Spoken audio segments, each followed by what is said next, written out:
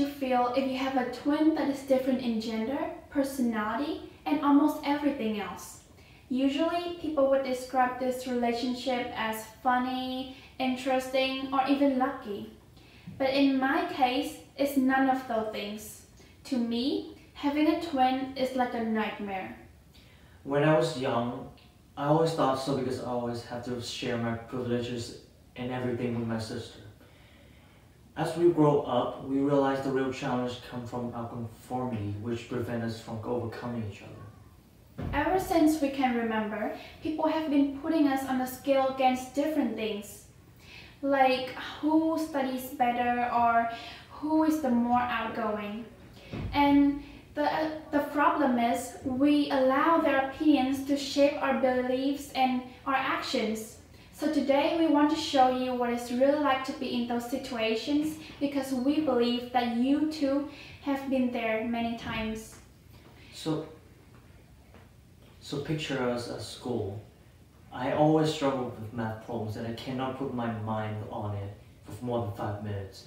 The teacher always say, "Well, you look at your sister right now. She always finish her work soon. Why don't you stop playing and imagining and start working on it?" And I believe her words and follow what she believes, right? And one time I wanted to have an extracurricular activity and video gaming sounds like a great choice. I wanted to sign up for it, but the adults disapproved it because they say that I would waste my time on useless stuff and I wouldn't get any results anyway because I'm not good at video games like how my brother is. And of course, I don't want to be a failure, so I choose to join the math team instead, which I regretted a lot. These situations aren't just a portion of what we see every day. It's the real challenge that everybody has to face. We see that in the workers who always have to follow their bosses and colleagues' emotions before they act. We see that in our friends who spend their most beautiful years in high school studying in the extra classes after school just to have a better future and to make their parents proud. We see that in a boy who always hides his secrets because he's too shy to share it out.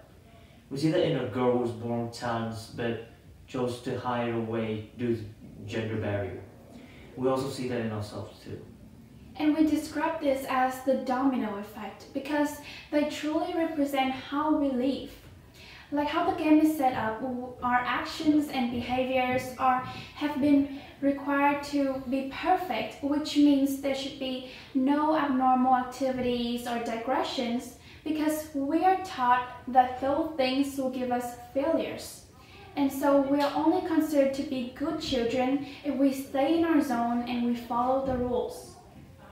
But what will you do if those methods and rules that you try to stick with turn out to fail? Or if those people that you rely on for opinions leave you, like how the first dominoes start to fall. And either of those things will happen not because of anyone's faults. It's because we don't believe in our own voice. We are scared to share the desires that we truly want to the world, and so we seek for people's approval first all the time. But we can change this situation. This time, let's stop finding that perfect person in your imagination and give yourself a chance.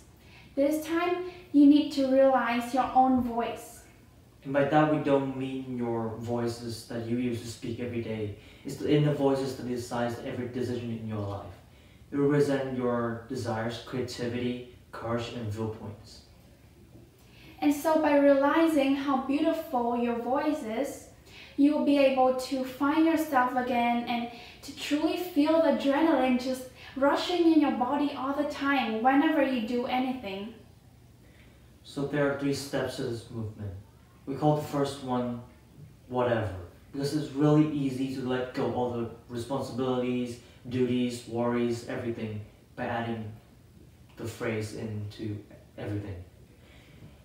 For example, if you say, whatever, I'm not gonna go to school today, you just put down your responsibility of going to school and study. And the second step is the brain scan method. How it works is that you will find a quiet place, sit down and ask yourself these 3 questions. The first one is, what do I not like? Here you should focus on finding jobs, responsibilities, or viewpoints that give you only stress and no joy at all. Second, you should ask yourself if you understand how to say no. Think about how drastic you will feel when you do the work, or when you have to experience a perspective, or how you waste your time of achieving something better to do this. Last but not least, you should check all the aspects that you have left to see if they're truly what you want. Do they represent who you are and what you care about? And I also find that it's really helpful to just consider things that really make me feel special and matter the most. And this leads to our 3rd step, which is social interaction. If you have had quite a few things on your list already, don't hesitate to go out and talk with your friends, colleagues, or bosses about what you have in your mind.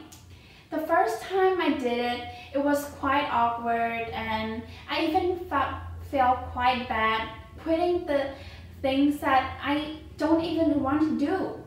But after a few times, I feel much more confident, and I learned to let go the worries and be able to prioritize myself first, because I know that that's the only way that will make me feel truly happy and valued. Now that we've shared with you all our recipe, it's time for you to get off that device, put on your best suit, and start finding that inner power again. And ask yourself this last question. Who am I? And if you can answer that, you're the true champion. Thank you for listening.